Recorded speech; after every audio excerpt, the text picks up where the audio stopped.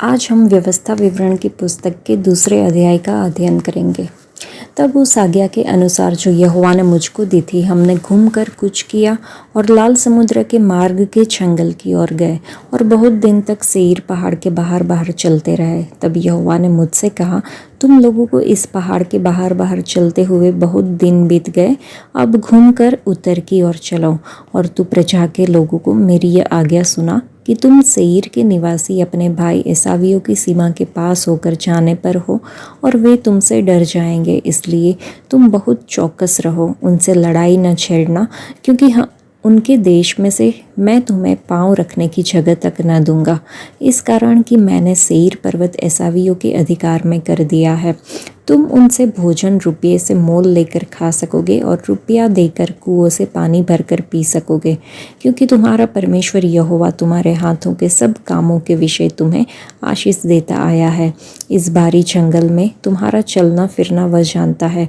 इन 40 वर्षों में तुम्हारा परमेश्वर यहोवा तुम्हारे संग संग रहा है और तुमको कुछ घटी नहीं हुई।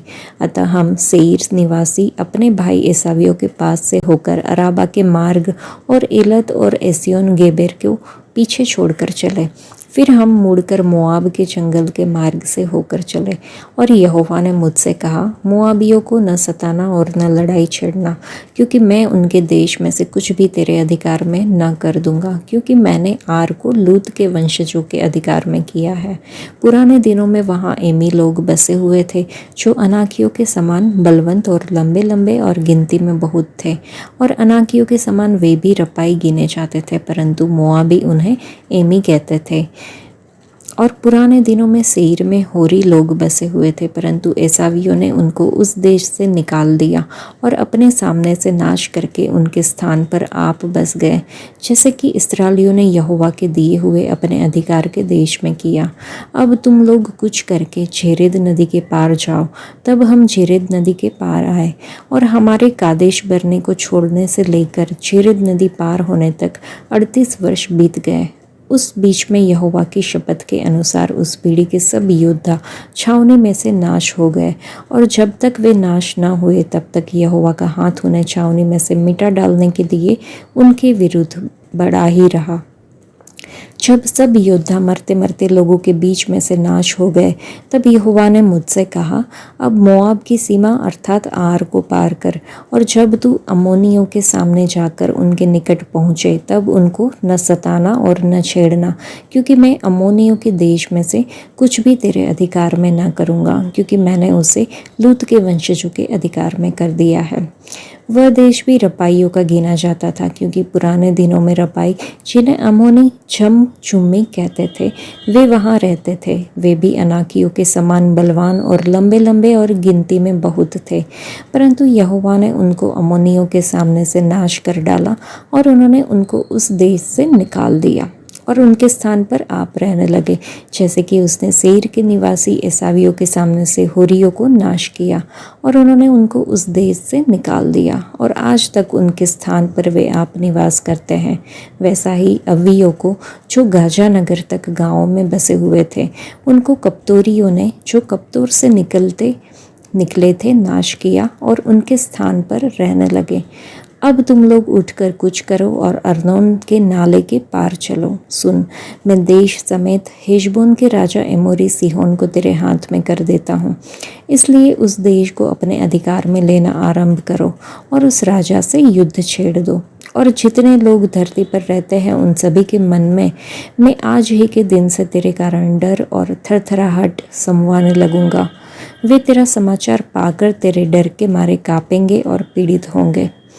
अतः मैंने कदेमोत नामक जंगल से हेशबोन के राजा सीहोन के पास मेल की ये बातें कहने को दूत भेजे, मुझे अपने देश में से होकर जाने दे। मैं राजपथ पर से चला जाऊंगा और दाएं और बाएं हाथ न मुड़ूंगा। तू रुपया लेकर मेरे हाथ भोजन वस्तु देना कि मैं खाऊं, और पानी भी रुपया लेकर मुझको देना कि मैं पीऊं।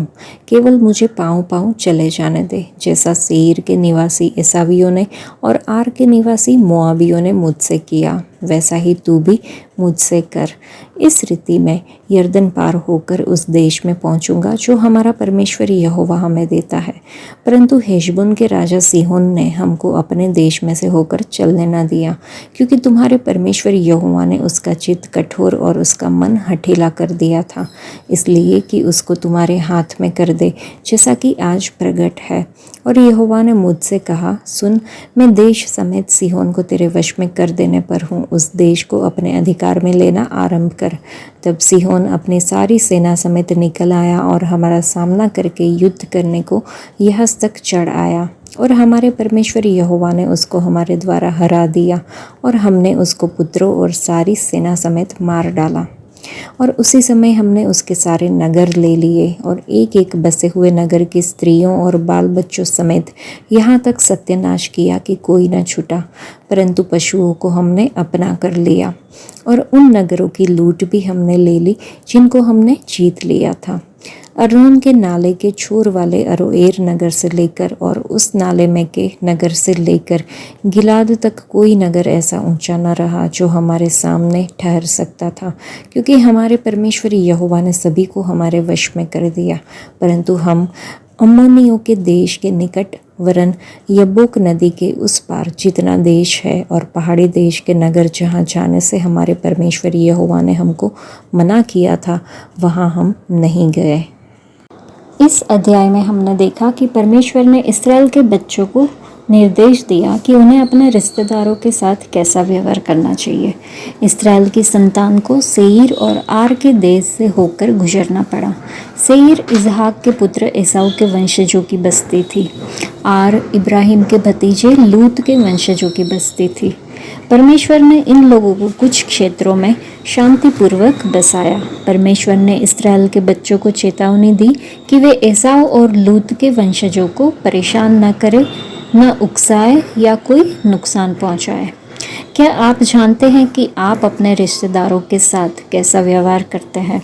परमेश्वर आपके रिश्तेदारों के प्रति आपके व्यवहार को देखता है और चिंता करता है। जब आप उनके सामने आए तो आपको उनका अपमान नहीं करना है, उन्हें परेशान नहीं करना है या फिर उन्हें उकसाना नहीं है। हर कोई आपके जैसा अच्छा और धन्य नहीं हो सकता। अगर आपके पास कहने के लिए कोई दयालु शब्द नहीं है तो फिर बुरा मत मानना, लेकिन उनकी पीड़ा को मत बढ़ाओ। आप अपने रिश्तेदारों के साथ कैसा व्यवहार करते हैं यह परिभाषित करता है कि आप कौन हैं।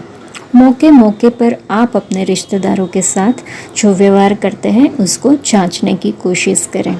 आज के लिए इतना ही। परमेश्वर आप सबको आशीष दे। धन्यवाद।